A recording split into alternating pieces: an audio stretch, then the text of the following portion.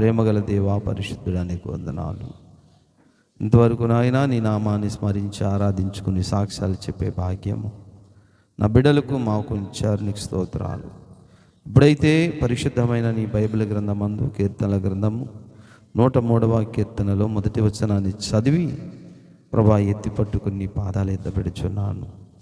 కొద్ది 10 నిమిషాలుగా నిదాసన మరుగు చేసి మాకు కావలసిన ఆత్మీయ జీవాహారాన్ని ఇచ్చి మమ్మల్ని బాగుగా కడిగి పవిత్రీకరించి పరిశుద్ధపరిచి ప్రభువా నీ రక్తమాంసములు తీసుకునే యోగ్యత భాగ్యము నాకు సంఘానికి దయచేయమని యేసు నామమున స్తుతిస్తూ ప్రార్థిస్తున్నాం తండ్రి. ఆమేన్. దేవునికి స్తోత్రం. ప్రియులారా, ఇక్కడ నా ప్రాణమా యెహోవాను సన్నుతించుము, నా అంతరంగమునున్న సమస్తమా ఆయన పరిశుద్ధ నామమును సన్నుతించుము. నా ప్రాణమా యెహోవాను సన్నుతించుము, ఆయన చేసిన ఉపకారములలో దేనిని మరువకము. ఆయన నీ దోషములన్నింటినీ క్షమించువాడు, నీ సంకటములన్నింటినీ కుదుర్చువాడు. హల్లెలూయా. ఇంకా 4వ వచనంలో సమాధిలో నుండి నీ ప్రాణమును విమోచించుచున్నాడు. చూసారా? ప్రాణమా ప్రాణమా ప్రాణమా అని మనం ఇప్పుడు 1 నుంచి 4 వచనాలు చదివినప్పుడు 3 సార్లు కనబడుతుంది. అవునా? ప్రాణమా యెహోవాను సన్నుతించుము, ప్రాణమా యెహోవాను సన్నుతించుము, నీ ప్రాణము విమోచించుచున్నాడు అన్నాడు. మళ్ళీ మీరు గమనించారా? ప్రాణాన్ని మాత్రమే ముందుగా చెప్తున్నాడు. ఎందుకు? ప్రాణం అనగా అత్యంత ప్రీతికరమైనది ప్రతి మనిషికి. అవునా? ప్రాణం అంటే అత్యంత ప్రీతికరమైనది. ఆ ప్రాణం పోతాదిరా బాబు అనుకుంటే వాడు ఎంత డబ్బున్నా సరే డబ్బులు ఖర్చు పెట్టడానికి ఇష్టపడతాడు. అవునా?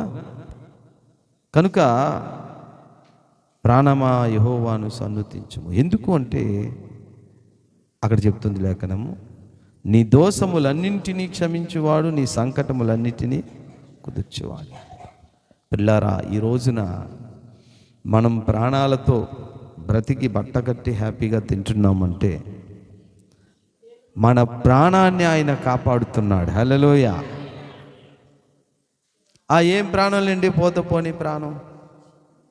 ప్రాణం పోయినా పర్లేదు, కానీ ఈ 3 తులాల బంగారం మాత్రం అన్నారు అనుకోండి, సరే బిడ్డ నీ ప్రాణం అయితే తీసేసుకుంటాను, బంగారం అయితే కాపాడుతాను, నువ్వు అనుభవించుకోగలవా? కాబట్టి బంగారము కంటే, ఆహారము కంటే, వస్త్రాల కంటే, సుఖము సౌఖ్యము కంటే ప్రాణము ముఖ్యము. దానిని దేవుడు కాపాడుతున్నాడు. హల్లెలూయా. ఆయన ముందే చెప్పేశాడు. గుర్తుందా? మార్కు సువార్త 8వ అధ్యాయములో ప్రాణమును గూర్చి ఎంత చక్కగా ఆయన చెప్పారండి. 8వ అధ్యాయము 30. కాస్త ముందు కూడా వెళ్ళామా?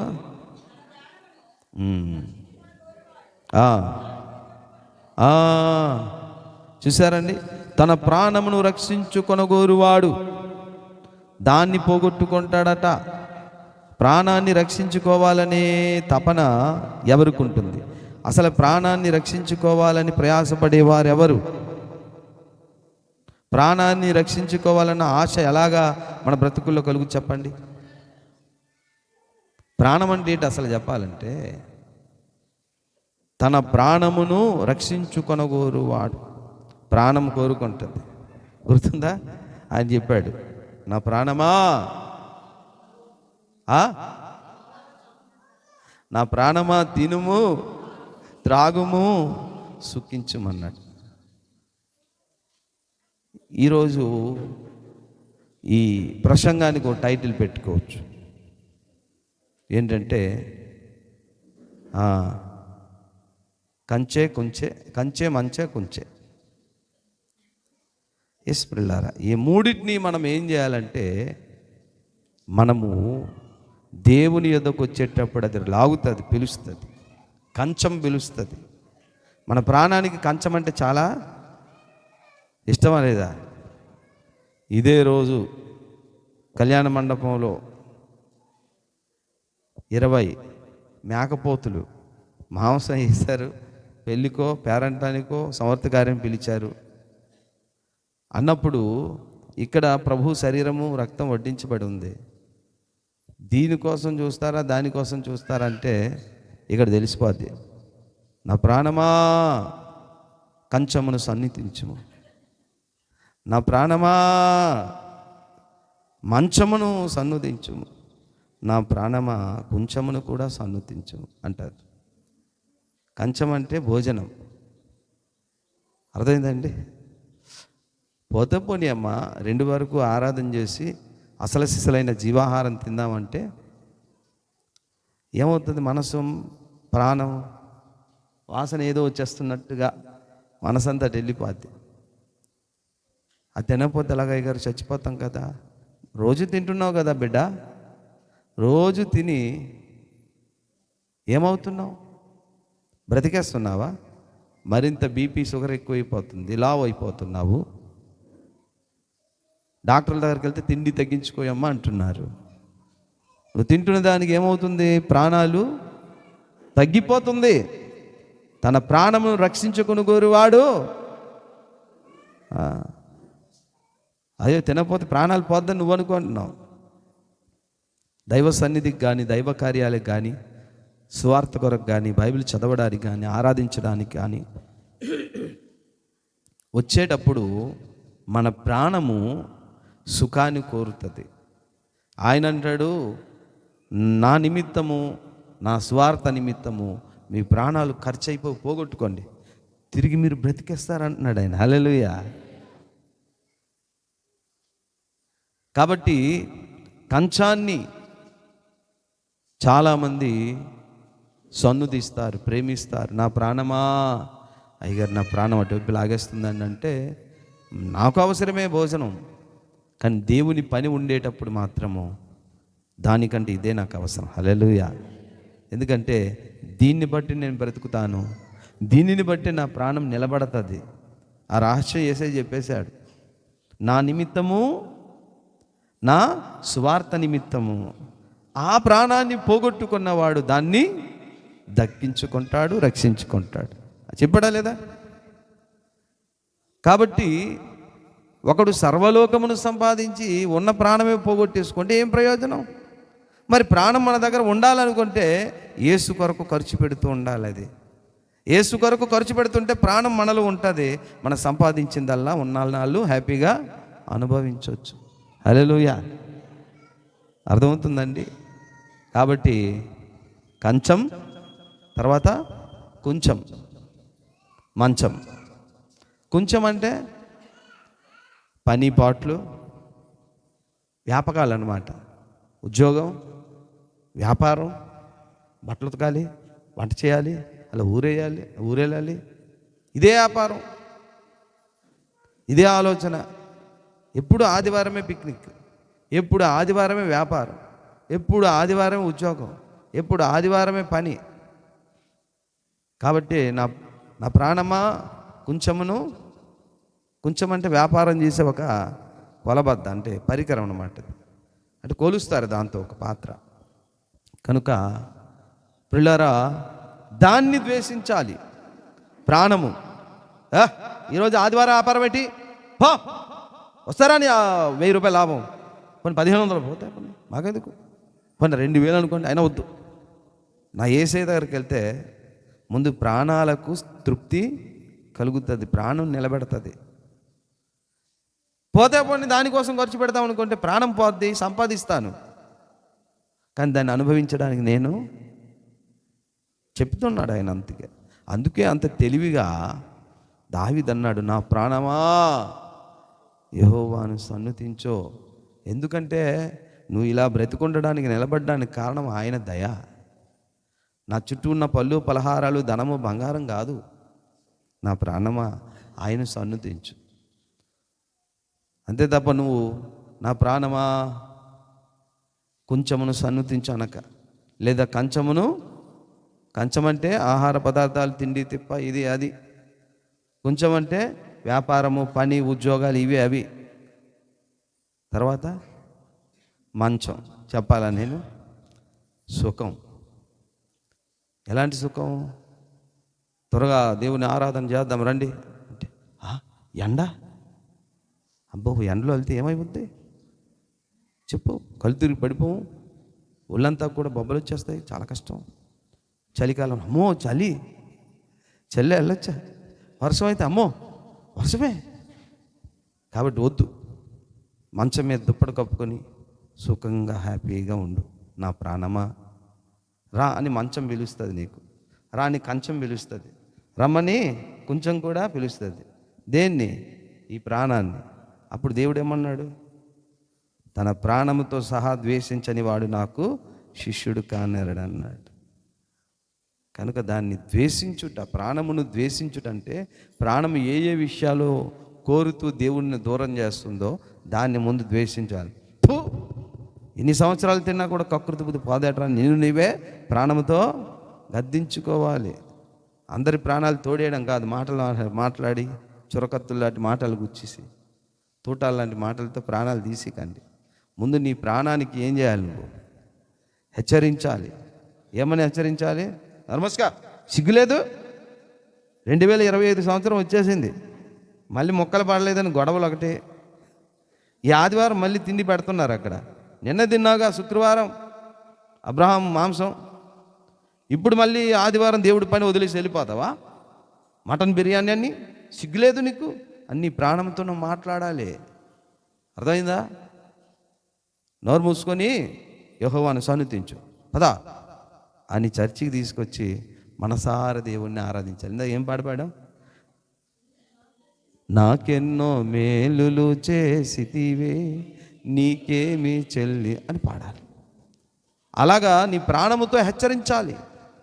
నీ ప్రాణానికి ఆరాధించమని చెప్పాలి అనుకుంటే అడ్డుపడే నీ ప్రాణాన్ని ముందు బుద్ధి చెప్పాలి. అటువైపు లాగుతుంది నీ ప్రాణం. దేనివైపు? కంచం వైపు. దేనివైపు లాగుతుంది? ఈ ఆదివారం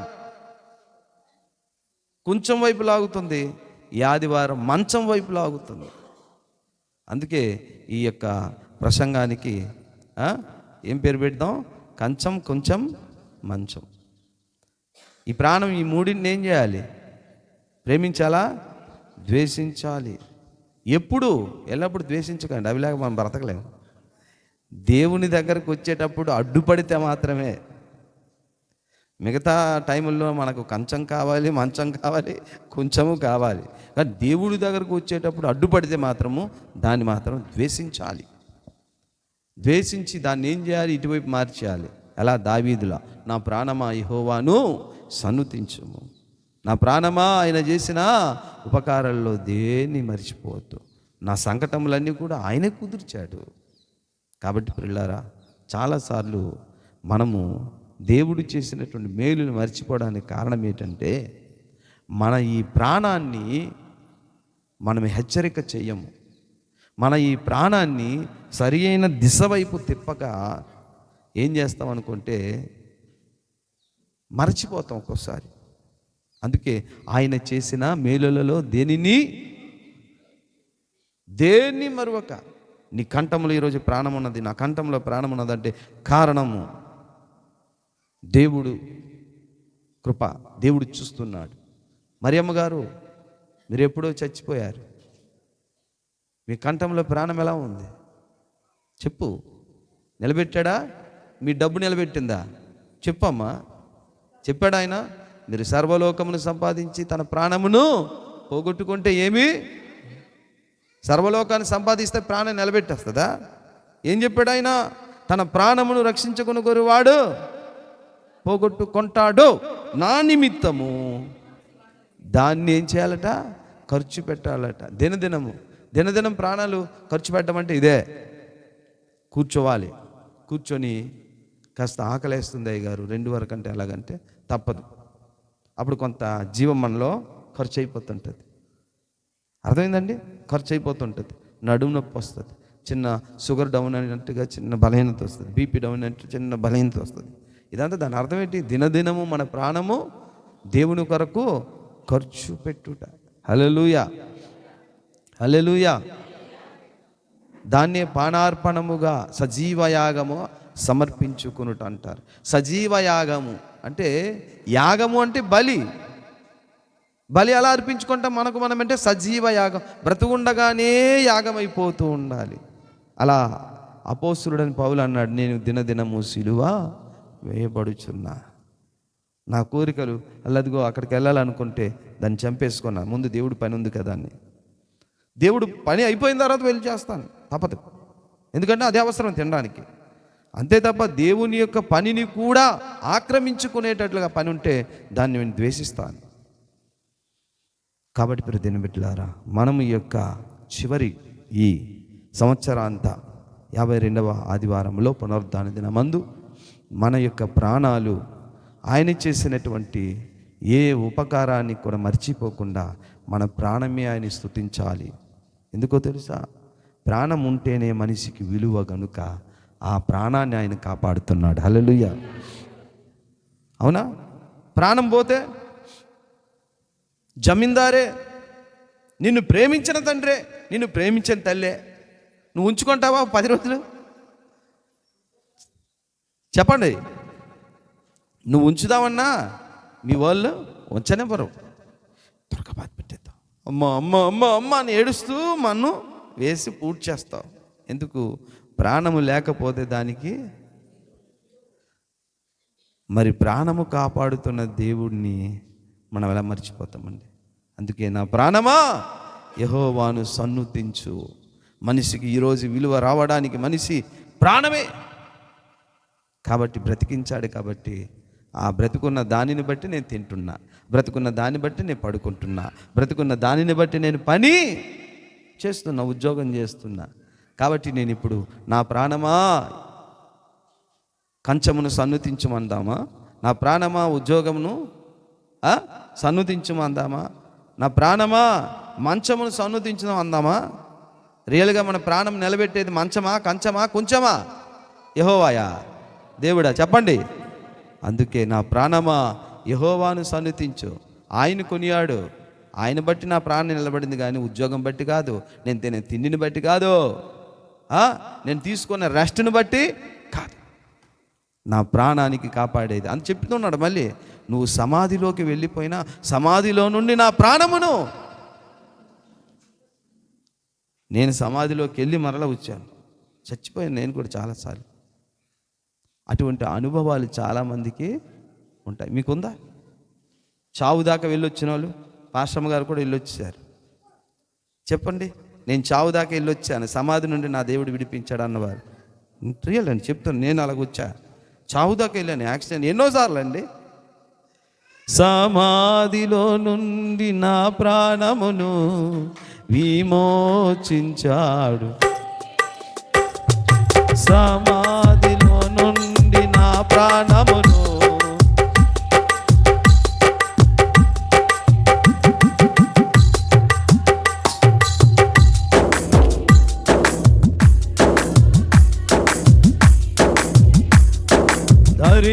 ధరింపజేసేను శ్రీయేసుడు.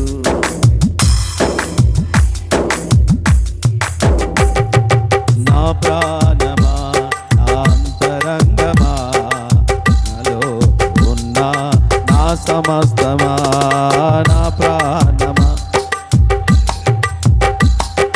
నాలో ఉన్న నా సమస్తమా, యెహోవా చేసిన ఉపకారములను దేనిని మరువక యాడుమా. యెహోవా ఉపకారములను దేనిని కొనియాడుమా. హల్లెలూయా. ఆ అనుభవాలు మీ అందరికీ కూడా ఉన్నాయి, నాకు తెలుసు. ప్రతి ఒక్క వ్యక్తికి అనుభవ సాక్ష్యమే. నేను చావు దాకా వెళ్ళాను, కానీ అటునుంచి అటు సమాధికి లాగకుండా ఇటునుంచి ఏదో ఒక శక్తి లాగింది, అదే యేసయ్య శక్తి. హల్లెలూయా. మోషే గారు అవునంటారా కాదంటారా? మరియమ్మ గారు ఏమ్మా విశ్వాసమ్మా చెప్పట్లేదు మీరు? ఇలా మన బ్రతుకుల్లో అందరిలో దయామన్నముగా కరెంట్ షాక్ కొట్టి అసలు చనిపోయారు ఆవిడ. ఏమా ఇలాగ ఎన్నో విషయాలు మనం బ్రతుకుతున్నాము అంటే, మన ప్రాణాలు మన కంఠంలో ఉందంటే అది మర్చిపోకండి. కంచము కాదు, మంచము కాదు, కొంచెము కాదు, ఆయనే. ఇది వాస్తవం. ఇది నమ్మిన ఎడల ఆయన కొరకు నువ్వు ఇలా బ్రతుకుతావు. నువ్వు మంచం మీద పడి ఉండి ఆదివారమై, అయ్యా దయచేసి పిల్లల్ని, మీ భర్తను లేదా నీ భార్యను, నేను మంచం మీద పడి ఉన్నాను, ఈరోజు ఆదివారం చర్చికి వెళ్ళిపోతే నన్ను రిక్షా మీద తీసుకెళ్ళండి బాబు. ఇంకేగా దేవుడి మాటలు వింటాను. సరే, తీసుకొచ్చి కూర్చోబెట్టారు. దేవుడు మాటలు వింటూ చచ్చిపోయారనుకో, నువ్వు ధన్యురాలు. హల్లెలూయా. ఇదే చర్చిలో చచ్చిపోతే నిష్ఠూరం కాదు, ఏమనుకోకండి. నువ్వు నిజంగా చర్చి ద్వారములోకి వచ్చావంటే ఇది పరలోక ద్వారానికి ఇది గవినిది. హల్లెలూయా. అర్థమైందండి? మంచం మీద ముద్ద అయిపోయి చనిపోవడం కంటే ఆ ముద్ద తీసుకొచ్చి చర్చిలో పెట్టండి, 4 మాటలు విని చచ్చిపోతానని కోరుకోండి, ఆ మరణం కోరుకోండి. నేను ఎప్పుడు వాక్యం చెప్తూ ఉండి పరిచయం చేస్తూ ఉండి చనిపోతే బాగుంటుందని ఎప్పుడు కోరుకుంటాను. ఎందుకు? నా ప్రాణము తుది వరకు కూడా ఆయన కొరకే ఖర్చు పెడుతున్నాను, తిరిగి దక్కించుకుంటాను. హల్లెలూయా, హల్లెలూయా. కాబట్టి దేవుడు ఇంతకాలం మనల్ని కాచి కాపాడి మరలా 2026వ సంవత్సరానికి మనకు అడుగుపెట్టే భాగ్యం కొద్ది దినాల్లో దేవుడు మనకిస్తున్నాడు. కాబట్టి మనం కొద్ది 10 నిమిషాలుగా మోకాలేసి దేవుడు మన పట్ల ఆయన చేసిన మేలును బట్టి 3 నిమిషాలు అందరూ కూడా కృతజ్ఞతతో దేవుని ఆరాధన మనసులో చేద్దాం. ఎవరి మట్టుకు వారే. నువ్వు ఇప్పుడు కూడా స్తుతించకపోతే నీ కర్మ.